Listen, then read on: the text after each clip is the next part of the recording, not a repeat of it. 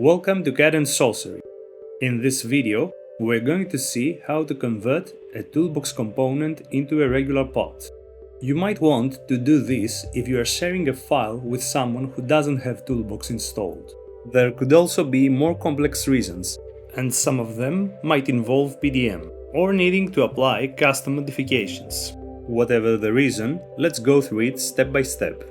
Start by opening a new assembly.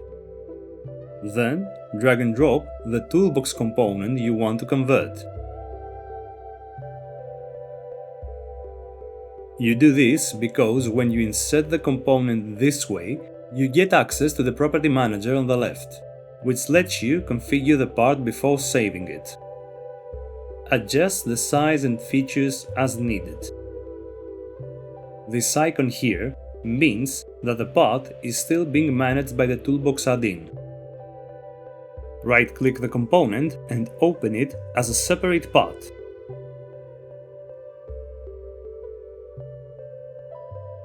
Then go ahead and save as.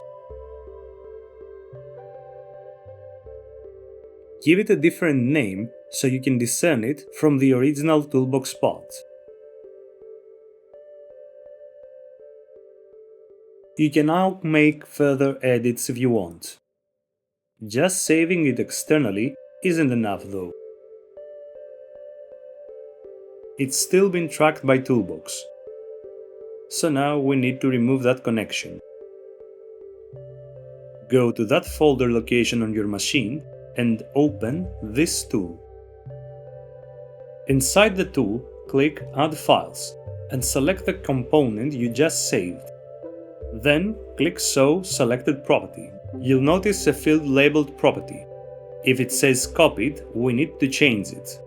Set it to No, and then hit the Update status. Click Show Selected Property again to confirm it says No. Back in SOLIDWORKS, insert the part from the saved location to test it. And as you can see, it works like a normal part now. If you found this helpful, feel free to like the video and subscribe to the channel for more SOLIDWORKS content. I'll see you in the next video.